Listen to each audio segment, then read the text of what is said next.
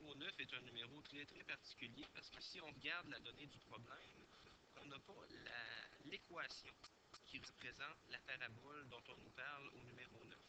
On va donc devoir faire une esquisse du graphique afin de pouvoir répondre aux questions ABC. Donc, on va, première chose qui est très importante ici, c'est de se tracer un plan cartésien pour cette fonction. On va se tracer une esquisse du graphique selon les indices qu'on nous donne. Par la suite, on pourra répondre aux questions plus facilement. On nous donne le sommet de la fonction f qui est 2, 7, 1, 2, et on monte de 7.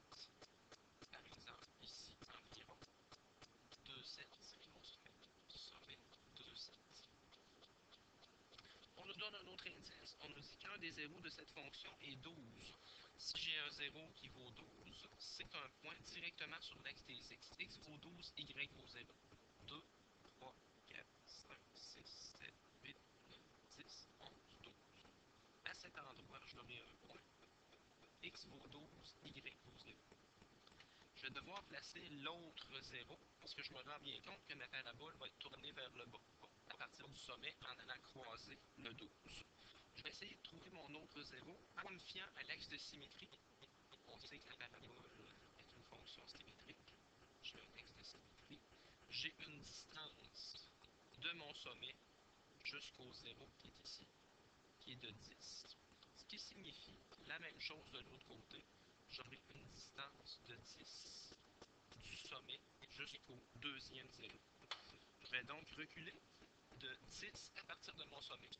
2, 1, 2, 3, 4, 5, 6, 7, 8, 9, 10. À cet endroit, je suis à 8. J'aurai mon deuxième 0 pour ce qui est de cette parabole. Maintenant, j'ai tout ce qu'il me faut afin de la tracer. Je trace ma parabole. Quelque chose à peu près dans ce genre-là. Donc, c'est ce qui va me permettre maintenant de répondre aux différentes questions. On nous demande comme première question en A le domaine et l'image de cette fonction. Domaine de la fonction f. Le domaine, toujours en lien avec l'axe des x. L'axe des x, ici, si je les regarde, peu importe la valeur que je choisirai sur l'axe des x, peu importe que ce sera, je vais toujours avoir une valeur de y associée. Ainsi, tous les x sont possibles pour le domaine. Je vais y aller avec l'ensemble des nombres réels. Pour ce qui est de l'image de la fonction f, l'image, c'est en lien avec l'axe vertical. Je me rends compte que de moins l'infini en montant jusqu'à une valeur maximale de 7, j'aurai toujours une valeur de y. En haut de 7, aucune valeur possible de y. Donc, l'image ici, moins l'infini à 7. Par la suite, question B. Question B, ici, on me demande les extrémums. Les extrémums, c'est soit le minimum ou le maximum. J'ai un maximum dans cette fonction. C'est la fonction tournée vers le bas. Le maximum de la fonction f me donne 7. Et la dernière question, question C. À la question C, on me parle du signe de la fonction. Le signe, quand est-ce que la fonction est positive et quand est-ce que la fonction est négative. Quels sont les intervalles pour la première partie positive? Quel est l'intervalle de x? Quelles sont les valeurs de x où j'aurai toujours une réponse positive pour ce qui est de y?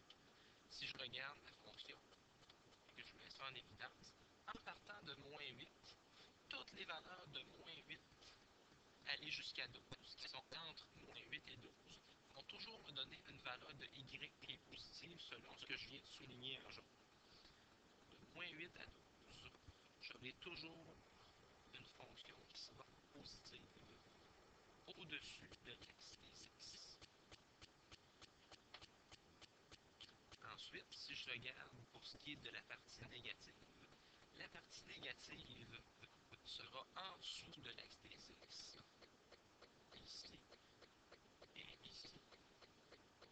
Pour quelle valeur de x j'aurai toujours des y négatifs de moins l'infini jusqu'à moins 8? J'aurai toujours une valeur de y négative de 12 jusqu'à plus l'infini. J'aurai toujours une valeur de y négative. Les intervalles de x, peu importe les x que je prendrai de moins l'infini jusqu'à moins 8, me donneront tous une valeur de y négative. Et j'aurai les autres qui sont de 12 jusqu'à plus l'infini. Peu importe les x que je prendrai de 12 jusqu'à plus l'infini, vont faire en sorte que j'obtiendrai toujours une valeur de y négative. C'est ce qui fait qu'on dit que la fonction dans ce temps-là est négative. En dessous de l'axe des x pour négatif, au-dessus de l'axe des x pour